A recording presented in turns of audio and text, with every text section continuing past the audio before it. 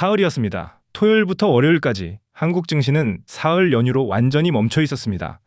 그리고 오늘 화요일 아침 시장은 다시 문을 엽니다. 그런데 장이 열리기 전에 우리가 반드시 다시 펼쳐봐야 할 장면이 하나 있습니다. 연휴 직전 마지막 거래일 5월 22일 금요일이 남긴 숫자입니다. 그 금요일 외국인은 한국 시장에서 약 1조 9,221억 원을 팔고 나갔습니다. 하루 만에 1조 9천억 원이 넘는 돈이 한국 주식에서 빠져나간 겁니다. 보통 이 정도 매도가 나오면 지수는 크게 휘청여야 정상이에요. 그런데 그날 코스피는 7,847포인트에서 버텼습니다. 코스닥도 1,161포인트를 지켜냈고요. 외국인이 그만큼 던졌는데 시장은 왜 무너지지 않았을까요? 그리고 그 답은 사흘을 쉰 오늘의 시장에 어떤 숙제를 남겼을까요? 저는 이 데이터를 보고 제 판단을 내립니다. 맞으면 맞다고 말하고 빗나가면 왜 빗나갔는지 그 자리에서 해부합니다. 숫자를 먼저 보고 해석은 그 다음입니다. 연휴로 며칠 쉬었지만 그 순서는 그대로입니다. 오늘도 그렇게 가보겠습니다. 그런데 5월 22일 금요일의 이 장면이 왜 평범한 직장인의 통장과 상관이 있을까요? 더구나 그날은 이미 사흘이나 지난 과거인데 말이에요. 이유는 간단합니다. 시장은 사흘을 쉬었지만 그 사흘 동안 외국인이 금요일에 남기고 간 흐름은 사라진 게 아니라 그대로 얼어붙어 있었을 뿐이거든요. 오늘 장이 열리면 시장은 바로 그 금요일의 자리에서 다시 출발합니다. 외국인이 빠져나가고 기관과 개인이 그 자리를 바치는 이 구도는 여러분의 퇴직연금 잔고와 매달 갚는 대출 이자가 놓인 바로 그 바닥입니다. 외국인 매도가 어느 순간 기관과 개인의 매수 체력을 넘어서면 지수는 그때부터 미끄러지기 시작해요. 반대로 이 균형이 유지되면 시장은 시간을 법니다. 코스피에 1,000만 원을 담아두고 사흘 연휴를 보내신 직장인이라면 오늘 장이 열리는 순간 이 줄다리기의 팽팽함이 풀리느냐 유지되느냐에 따라 계좌의 첫 표정이 달라집니다. 통신비 한 달치 또는 주말 외식 한두 끼, 그 정도 무게가 매일 조용히 계좌에 얹혔다 내렸다 합니다. 작아 보이지만 그 작은 차이를 매번 모르고 지나가면 1년 뒤엔 꽤 큰 격차가 됩니다. 연휴 동안 푹 쉬셨다면 오늘은 그 격차가 어느 쪽으로 벌어질지부터 차분히 확인하고 시작하는 게 순서예요. 그러면 금요일에 그 버팀은 어디서 나왔을까요? 답은 시끄러운 뉴스 헤드라인이 아니라 투자자별 수급표 한 장 안에 있었습니다.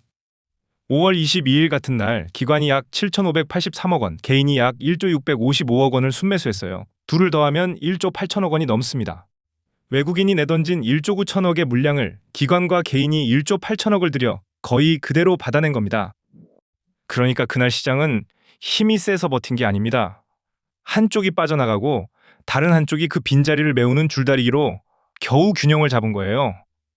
외국인 한 명이 줄을 놓고 뒤로 물러서는데 기관과 개인 두 사람이 달라붙어 줄을 붙잡은 그림입니다. 줄은 아직 끊어지지 않았습니다. 하지만 팽팽합니다. 그리고 사흘 연휴 동안 이 줄다리기는 정지 화면처럼 멈춰 있었어요.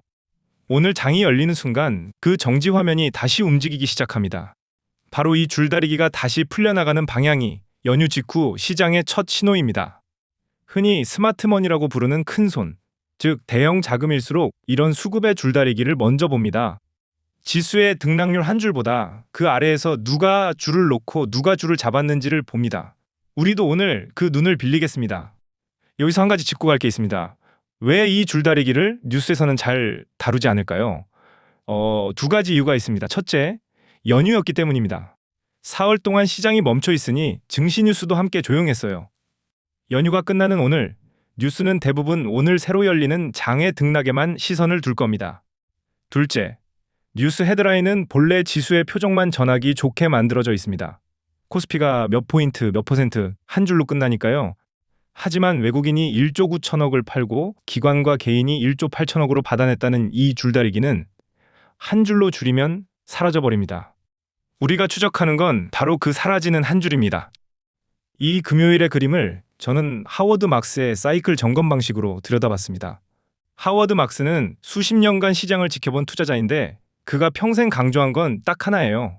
시장을 예측하려 들지 말고 지금 사이클에 어디쯤 서 있는지부터 정직하게 물어라.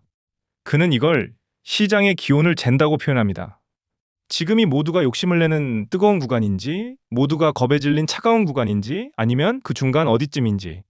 내일 시장이 오를지 내릴지는 아무도 모르지만 지금 시장이 뜨거운지 차가운지는 잴 수 있다는 겁니다. 그리고 위치를 알면 다음 행동의 무게를 조절할 수 있다는 거예요. 뜨거우면 욕심을 줄이고 차가우면 두려움을 줄이고. 마침 오늘은 사흘 연휴의 끝입니다. 시장이 멈춰 있던 동안 우리는 한 발 떨어져서 기온을 잴 시간이 있었어요. 그래서 오늘은 장이 열리기 전에 금요일이 남긴 데이터로 시장의 기온부터 재보겠습니다. 온도계는 3개를 씁니다. 환율, 금리, 그리고 공포지수입니다. 첫 번째 온도계 환율입니다. 5월 22일 기준 원달러 환율은 1,517원입니다. 평소보다 원화 가치가 꽤 많이 내려가 있는 고환율 구간이에요. 환율이 이렇게 높으면 외국인 입장에서는 한국 주식이 불편해집니다. 한국 주식으로 수익을 내도 그 돈을 다시 달러로 바꾸는 순간 환율이 수익을 깎아먹으니까요. 외국인은 지수를 보지 않고 환산 수익률을 본다는 말이 바로 이겁니다. 같은 방향을 가리키는 숫자가 하나 더 있습니다. 달러 인덱스입니다. 달러 인덱스는 달러가 다른 주요 통화들에 비해 얼마나 센지를 보여주는 지표인데 금요일 기준 99.24입니다. 달러가 전반적으로 강하다는 뜻이에요. 달러가 강하면 상대적으로 원화를 비롯한 다른 통화는 약해집니다. 환율과 달러 인덱스, 이 두 숫자가 같은 이야기를 합니다. 지금은 달러가 세고 원화가 눌려있는 국면이라는 것. 외국인이 금요일에 1조 9천억을 팔고 나간 배경에는 이 고환율과 강한 달러가 깔려있는 겁니다. 두 번째 온도계 금리입니다. 지금 미국 기준금리는 3.64%, 한국 기준금리는 2.5%입니다. 미국이 한국보다 1.14%포인트 높아요. 짧은 금리만 그런 게 아닙니다. 길게 빌려주는 돈의 이자, 즉 장기금리도 마찬가지예요. 미국 10년물 국채금리가 4.57%, 한국 10년물이 4.13%. 여기서도 미국이 0.44%포인트 높습니다. 짧은 돈이든 긴 돈이든 미국에 두는 게 한국에 두는 것보다 이자를 더 주는 상황이에요. 돈은 이자를 따라 흐릅니다. 더 높은 이자를 주는 쪽으로 자연스럽게 기울죠. 미국이 한국보다 계속 이자를 더 주는 한 외국인 자금이 한국에서 미국으로 흘러가려는 압력은 사라지지 않습니다. 금요일에 외국인 매도는 갑자기 튀어나온 사건이 아니라 이 금리 구조가 만들어낸 흐름의 한 장면입니다. 세 번째 온도계 공포지수 빅스입니다. 빅스는 미국 시장 참가자들이 앞으로를 얼마나 두려워하고 있는지를 숫자로 바꾼 지표예요. 금요일 기준 빅스는 16.59입니다. 이 숫자가 낮다는 건 미국 시장이 지금 별로 두려워하고 있지 않다는 뜻입니다. 패닉도 아니고 모두가 방심한 과열도 아닌 비교적 차분한 중간 구간이에요. 이게 중요합니다. 만약 빅스가 폭등해 있었다면 금요일의 외국인 매도는 글로벌 공포의 일부로 해석해야 합니다. 전 세계가 무서워서 한국에서도 돈을 뺀 거라고요. 그런데 빅스는 잠잠했어요. 바깥 세상은 비교적 평온한데 한국에서만 외국인이 1조 9천억을 비워냈다는 겁니다. 이건 글로벌 공포 때문이 아니라 한국 고유의 사정, 즉 환율과 금리 때문이라는 쪽을 가리킵니다. 새 온도계를 한 줄로 묶어보겠습니다. 바깥은 잠잠한데 환율과 금리는 외국인을 한국 밖으로 떠미는 방향으로 굳어있다. 그래서 외국인은 팔았고 그 물량을 기관과 개인이 받아내며 지수를 지켰다. 5월 22일 금요일 시장의 정체는 이 한 문장입니다. 그리고 사흘이 지난 오늘도 이 새 온도계 위치는 크게 달라지지 않았을 가능성이 큽니다. 환율과 금리는 사흘 만에 갑자기 방향을 트는 숫자가 아니거든요. 여기에 바깥 경기를 보여주는 숫자 2개만 더 얹겠습니다. 하나는 국제유가입니다. 국제유가의 기준인 서부 텍사스산 원유는 금요일 기준 배럴당 약 96달러입니다. 평소보다 꽤 높은 편이에요. 유가가 높으면 물가를 끌어올리는 압력이 됩니다. 물가가 잘 안 내려가면 미국 중앙은행이 금리를 쉽게 내리기 어려워지죠. 그러면 아까 본 한미 금리 차도 쉽게 좁혀지지 않습니다. 또 하나는 미국 실업률입니다. 금요일 기준 4.3%. 미국 사람들이 일자리를 비교적 잘 유지하고 있다는 뜻이에요.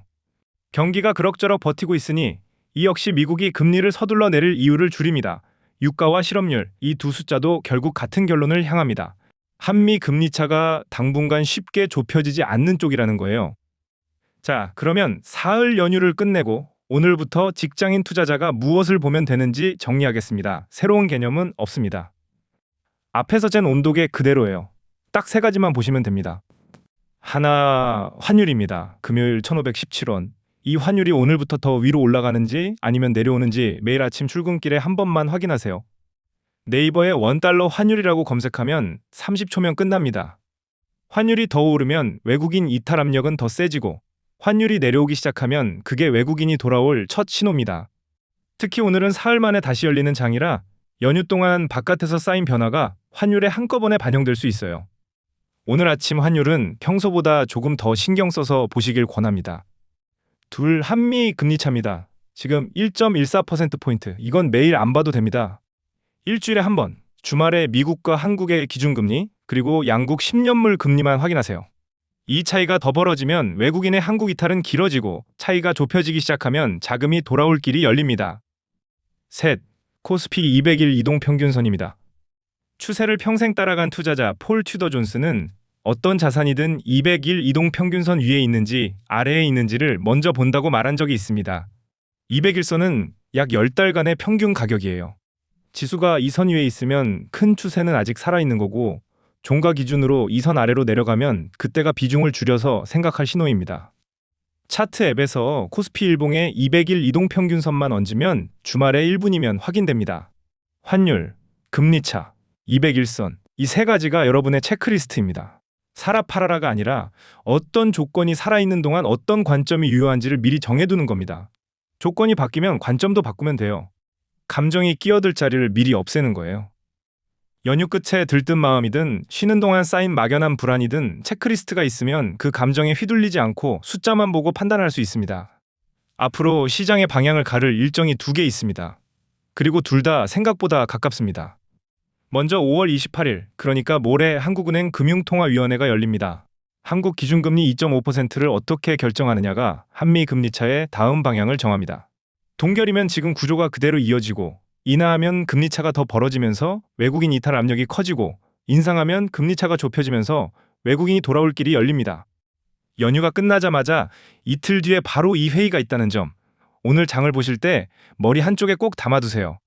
그 다음은 6월 16일부터 17일까지 열리는 미국 연방공개시장위원회, 미국 중앙은행의 금리 결정 회의입니다. 미국 금리가 어디로 가느냐가 환율의 큰 방향을 정해요. 이 두 회의, 모레의 금통위와 6월의 미국 회의 전까지는 큰 베팅을 키우기보다 결과를 보고 다음 수를 두는 게 순서에 맞습니다. 오늘의 판단을 기록으로 남기겠습니다. 우리가 보는 자산은 원달러 환율입니다.